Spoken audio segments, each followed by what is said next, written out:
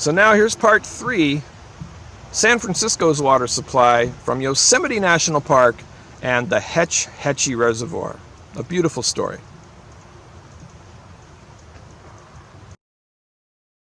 The coastal cities of San Francisco, Oakland, the East Bay, all get their water from the Sierra watershed. After the 1906 earthquake, the city of San Francisco realized their water sources were inadequate, as they had no water to fight the fires that destroyed the city. So they looked to the east and found the Hetch Hetchy Valley. In 1923, the Tuolumne River was dammed and the Hetch Hetchy Reservoir was created. Back in 1914, this would have been a beautiful valley with the Tuolumne River meandering through it. But the city of San Francisco was thirsty for water, and engineers came up here and came up with the idea of damming this valley and creating the reservoir behind me, the Hetch Hetchy. There has been talk of removing the O'Shaughnessy Dam and returning the Hetch Hetchy back to an open valley with the Tuolumne River reclaiming its route. But that means re-engineering the entire San Francisco water supply. It's not an impossible idea, as there is the untapped Don Pedro Reservoir for municipal water. But since the dam is here and the water is absolutely delicious and pure, it seems like an idea that may never be realized. To get to Wapama Falls, one crosses the dam and goes through this amazing tunnel through solid granite.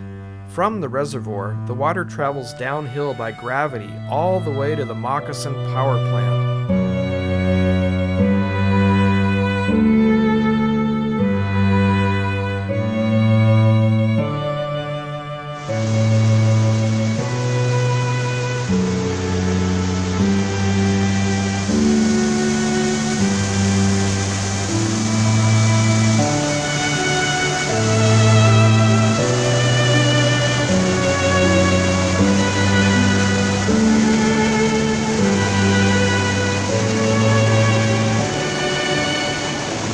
This is Wapama Falls, pouring fresh snowmelt into the Hetch Hetchy Reservoir.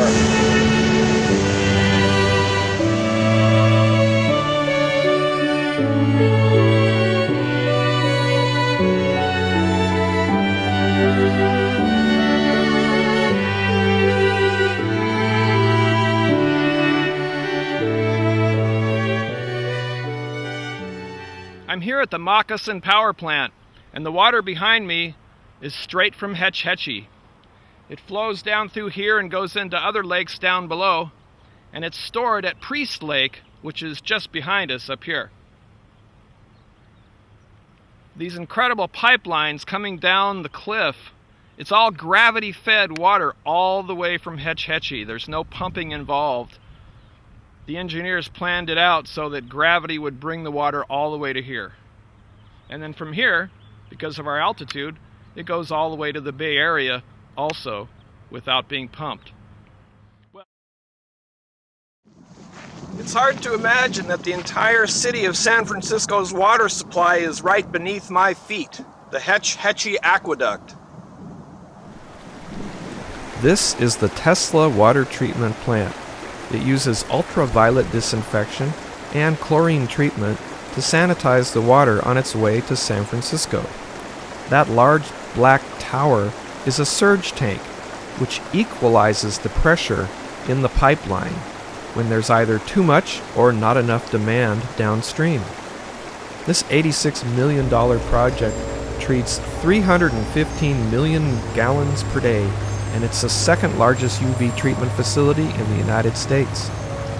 From the Tesla UV facility, the next location along the way to the city is the majestic water temple that feeds the reservoirs along the San Andreas Fault in the lower San Francisco Peninsula. I give waters in the wilderness and rivers in the deserts as drink to my people. That's a quote from Isaiah, and it's an inscription that's carved onto this monument, the Pulgas Water Temple in Redwood City. Built in 1938, this commemorates the completion of the Hetch Hetchy Aqueduct, which flows out of here into the Crystal Springs Reservoir and onward north to the great city of San Francisco. This view from above Half Moon Bay Road is the divide between Upper and Lower Crystal Springs reservoirs. Further north is San Andreas Lake and the San Bruno water treatment plant. There is some irony that this valley of long, thin lakes sits atop the very earthquake fault that ruptured in 1906, showing how terribly important it is for a big city to have a substantial source of water. And this from the Hetch Hetchy 160 miles away. I have to shoot from outside the gate today because of two reasons. Number one, the coronavirus, and number two, it's incredibly hot and dry with dry lightning causing fires all over the place. Little did I know when I recorded this stand-up on August 16th of 2020 that this lightning storm would cause the largest fires in the state of California's history. On that same day in Death Valley, California, it was 130 degrees Fahrenheit, which is the second highest temperature ever recorded anywhere on planet Earth in all recorded history. The next day, on August 17th, the state of California received 9,000 dry lightning strikes. These strikes started over 700 wildfires. As a result of the fires, by Monday, September 7th, more than 2 million acres have burned. 7 people have lost their lives and over 2,000 houses have been destroyed. Several of these fires have yet to be contained, so the number of acres burned will be the most ever recorded in the history of the state of California. The largest wildfire ever recorded on planet Earth in all of recorded history happened in Canada in 1950 and burned 3 million acres. So if the California fires are not contained soon, and if this record-breaking heat continues, we may have the largest fire ever recorded on planet Earth. Naturally, these hot temperatures and fires are draining our reservoirs at a very rapid rate, which makes knowing about our water supply all that much more important.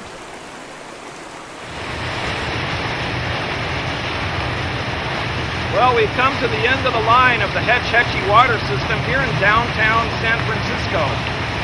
And of course, this water is artificially colored blue, but it comes from Hetch Hetchy nonetheless, and is recycled for this fountain. The city and county of San Francisco were smart to develop their own water supply, independent of the state and federal projects. Other communities in California, including the East Bay, also developed their own separate water supplies.